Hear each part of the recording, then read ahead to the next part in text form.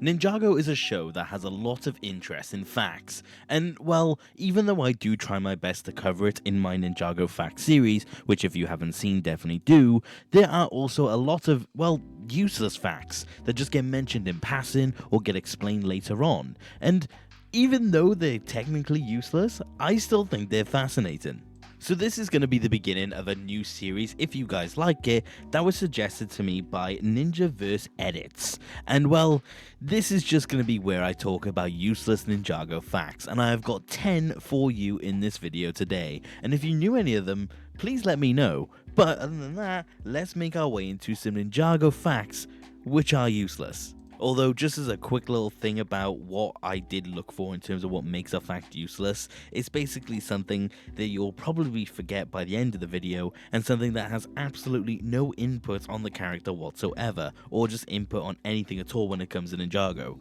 So, like I said, other than that, let's get into it. And number 10 is going to be coming from our Aqua friend Kalmar from season 15. And well, one of his most defining traits is the fact that he absolutely detests the people of Ninjago. But did you know he actually does like a human food? Just one specifically, and that is actually pizza.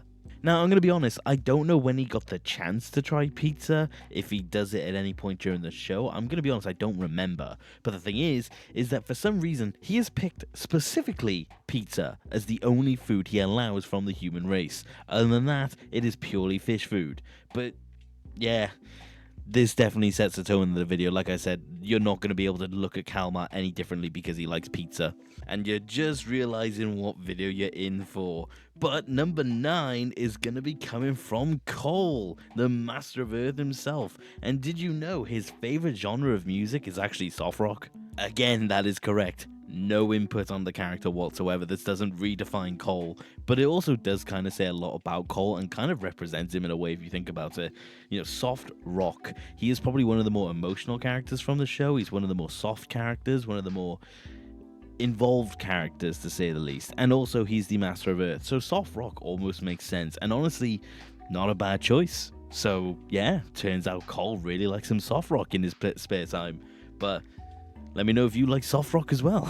Number 8 is going to be coming from the police commissioner, which, by the way, it's been a while since we've seen him. I do wish we'll see him again at some point, but I genuinely think the last time we seen him was season 8? Season 9?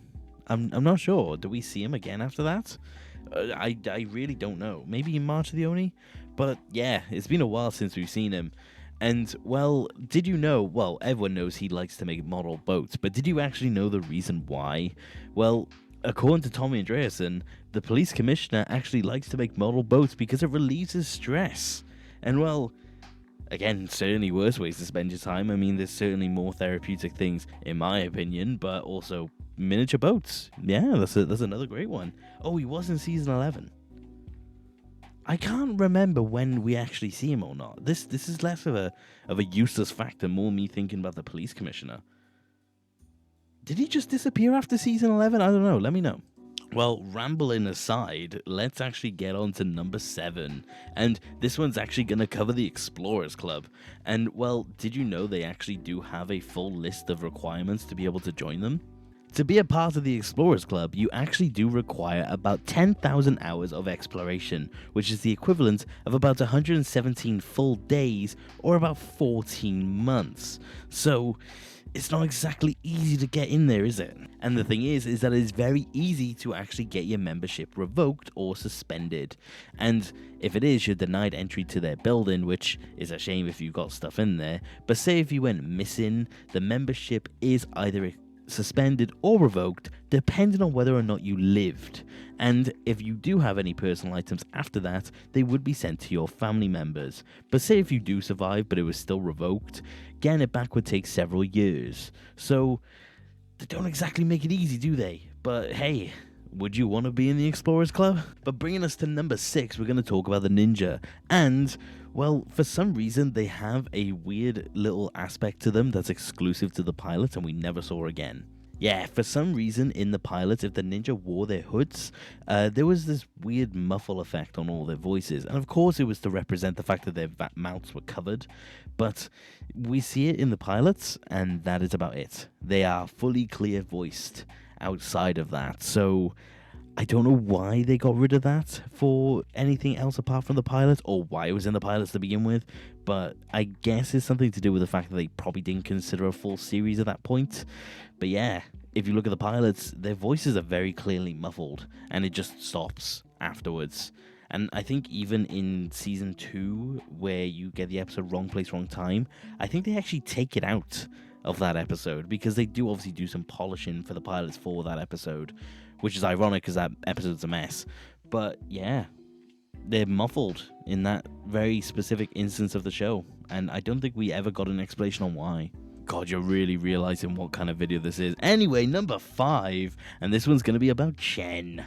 Did you know that, well, he kind of gets angry at Pythor when Pythor claims he's not a true Anachondri. You can tell he gets somewhat annoyed, but did you know he didn't actually have every single ability of an Anachondri? It has actually been somewhat confirmed that Chen would not have had the ability to turn invisible as an Anachondri. And well, a lot of people claim, well, we saw fake Anachondri cultists actually use the invisibility thing about being a snake. And well, when people asked, does that mean Chen also had that ability? I believe it was Tommy Andreasen who then later claimed, if Chen could have, he would. And he didn't. So Chen actually didn't have every single ability of an Anachondri, and that probably bothered him. But yeah, he wasn't a true Anachondri, of course he wasn't. But yeah, he unintentionally didn't realize that he really wasn't, because he couldn't do everything an Anachondri could.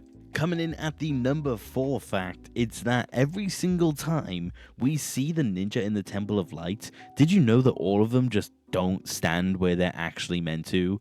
And it's to the point where there's 3 instances of them being in the Temple of Light, and every single time they get it wrong. Let me show you. The first time that the ninja get to the Temple of Light, of course Lloyd stands in the correct position because he has to be in the middle. But the first time when they actually get their new kimonos and the blades, Kai stands in Cole's spot, Cole stands in Jay's spot, Jay stands in Zane's spot, and Zane stands in Kai's spot. The second time where the ninja go back to the temple to actually get the golden mech, interestingly, Zane actually does go to the correct spot, I will note that.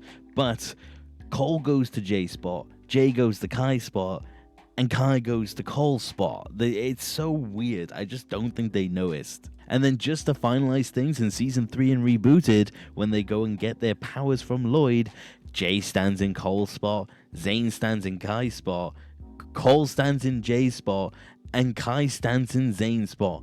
They truly could not place them in the correct position. This honestly is shocking to me. They just never did.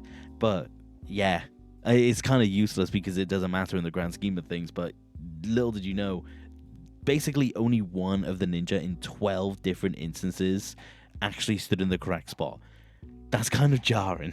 But as for number 3, we are going to be taking a look at something interesting to do with Spinjitzu, or, well, not the martial art in of itself, but the use of it. Because in the earlier time of Ninjago, they tried to use Spinjitzu at least once per episode, and that slowly but surely began to fall off.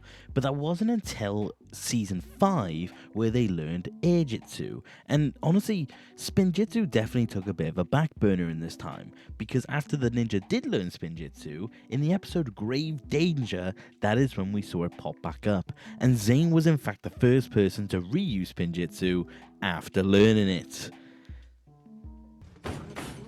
Although I'd like to point out, in this clip of Zane using Spinjitzu for the first time in a while, it's a really weird form of Spinjitzu. It looks almost like Jay's. I can't really show it properly because I can't show straight up footage of Ninjago because of copyright. But the thing is that, well, I've noticed that Spinjitzu, take a look at the clip because it doesn't actually look like Zane's. It looks like Jay's. It's really weird. Let me know what you think of it. But that does lead to number 2, and that is in fact when Sam Vincent did take over for the voice of Lloyd, a lot of people seem to assume that he first appeared just in Season 8. Well, that's not actually true.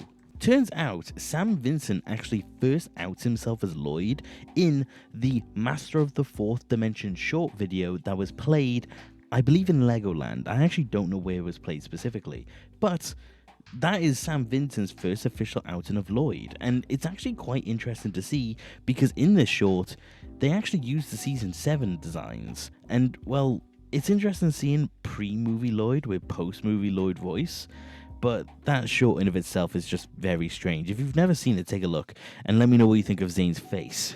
But that then does lead us to number 1, and that is the most useless fact of all, being that it is confirmed that Wu watches old ninja movies on a VCR.